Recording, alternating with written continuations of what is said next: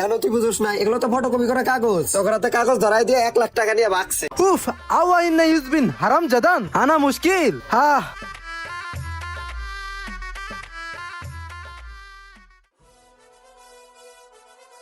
Sir এগুলা কি? ইয়াল্লা হাবিবি হাইদের ইয়ালা সৌদিয়া। স্যার আমি তো আরবি বুঝি না, একটু বাংলা বলেন। আনা মুশকিল, বাঙালি ভাষা বলে টাকা, সৌদিতে বলে রিয়াল। স্যার আপনি বাংলাও জানেন? আহা শোনো, মূলত আমি সৌদিয়ান, বাংলাদেশে আমার অনেক বিজনেস, এই জন্য টুকিটাকি বাংলা শিখে ফেলেছি। স্যার তাহলে ঘাম্মু সেইভাবে টাকা মালাচ্ছেন কেন? ওহো আনা মিসকিন, এগুলো তোমার কাছে টাকা, কিন্তু আমার কাছে এগুলো টিস্যু। এই ধরো আরেকটা নিয়ে যাও। হেই মিসকিন, ভালো কথা, তোমাদের এখানে ভালো খাবার কি কি আছে? আমাদের এখানে সবচেয়ে ভালো হচ্ছে পিজাটা। পিজা দিই স্যার? ঠিক আছে, আমার জন্য একটা 12 ইঞ্চি পিজ্জা নিয়ে আসো। ঠিক আছে স্যার, দিচ্ছি।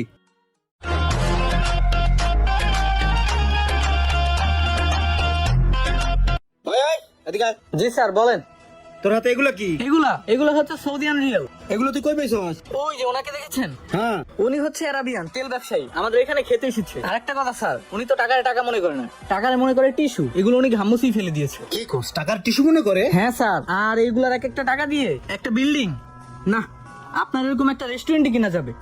এই থাম, উনি কি অর্ডার করছে? স্যার একটা পিজা। যা ভালো করে একটা পিজ্জা বানাই দে, বিষয়টা আমি দেখতেছি। যা। আমার রেস্টুরেন্টে সৌদিয়ান আইছে, ওরে দেখতেছি। স্যার এই যে আপনার পিজা। আরেকটা কথা স্যার, আপনার ঘামটা মুছলে আমাকে একটু ডাক দিয়েন। ওহো মিসকিন, গাম মুছতে হবে কেন? এই নাও, তুমি আরেকটা নিয়ে যাও, এগুলো দিয়ে তুমি কিছু খাও, যাও। ঠিক আছে স্যার।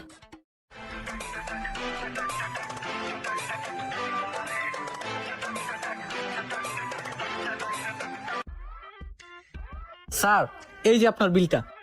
ইয়া হাবিবি, বিল নিয়ে আসছো? ও only 1000 টাকা? এই আমার কাছে তো বাংলা টাকা নাই, সব সৌদি রিয়াল।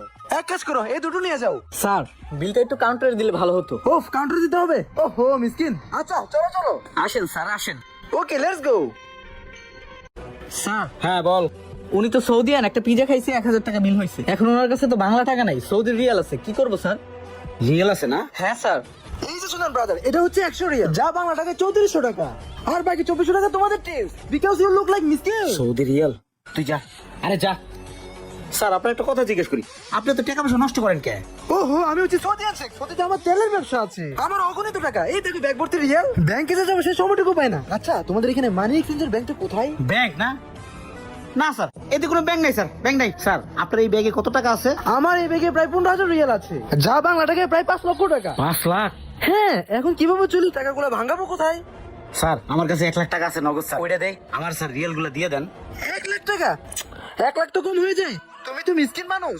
আচ্ছা দাও, করে কেটে খাও। এই দেখো মিসকিন, সৌদিয়ান রিয়াল এন্ড রিয়াল। স্যার দেন দেন, আমার হাতে দেন। নাও।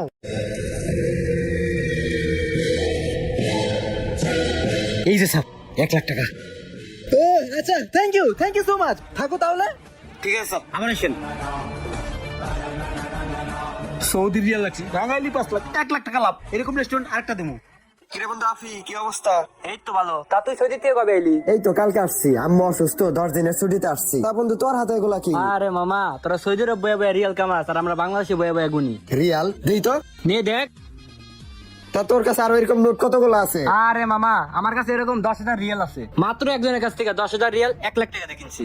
এখন ব্যাংকে যা ভাঙাইলেই 3.5 লাখ, বয়ে বয়ে 2.5 লাখ টাকা লাভ। আমার পকেটেও তো এরকম একটা আছে, আসার সময় নিয়ে আইছি। বন্ধু এই যে 2 নোটটা একটু মিলাই দেখতো, কোনো পার্থক্য খুঁজে পাস নাকি? বন্ধু কাগজ লাগাই গে। এখন তুই বুঝোস না, এগুলো তো ফটোকপি করা কাগজ। তোর হাতে কাগজ ধরাই দিয়ে 1 লাখ টাকা নিয়ে ভাগছে। তোরা তো বোধহয় বুঝোস না কিছু, তোরা বিদেশি নোট চিনিস না। তোর যেগুলা কিনলে কিনা লাগবে, আমি তো এটাই বুঝি না। এনাজিম, আমার ছেলের জন্য শার্টটা নিয়েছিলাম, এই শার্টটা একটু চেঞ্জ করে দে। কি রে, তুই কথা দিয়ে খালি বিদেশি টাকা, এত টাকা তোরা কই পেয়েছিস? দেখেন তো ভাই টাকাগুলো অরিজিনাল কিনা।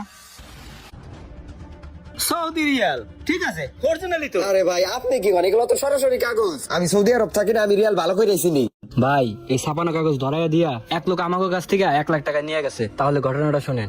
অনেক টাকা। এই যে আমার এই ব্যাগে 10,000 রিয়াল আছে। আচ্ছা ভালো কথা, এখানে মানি এক্সচেঞ্জের ব্যাংকটা কোথায়? ভাই মালিক যে মাল কেনার জন্য 1 লাখ টাকা ক্যাশে রেখে গেছে না, ওই 1 লাখ দিয়া আমরা রিয়াল গুলো কিনা রাখি। মালিক আসার আগে আমরা ব্যাংক থেকে ভাঙা নিয়ে মনে। হ্যাঁ রাখতে। স্যার আপনারে আমরা 1 লাখ টাকা দিই, আপনার 10,000 রিয়াল গুলো আমারে দিয়ে দেন। উফ, মুশকিল, 1 লাখ তো অনেক কম হয়ে যায়। আচ্ছা দাও। এই নেন, 1 লাখ আছে।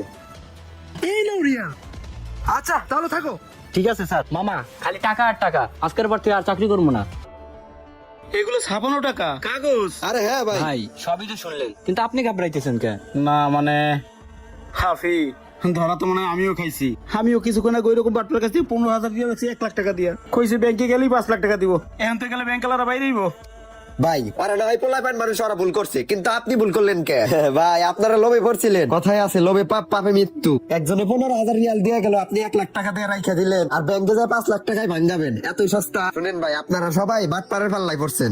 এগুলো হচ্ছে একটা চক্র, এই চক্রের কাজ এরকম। যাই হোক, ধরা তো খাইছেন, এখন বসে না থাইকে তাড়াতাড়ি এই নোট গুলা পুরান, নাহলে পুলিশ এসে আপনাকে ধরে নিয়ে যাবো। থাকেন, আর কষ্ট পায় না, এটি আপনার অতি লোভের শাস্তি।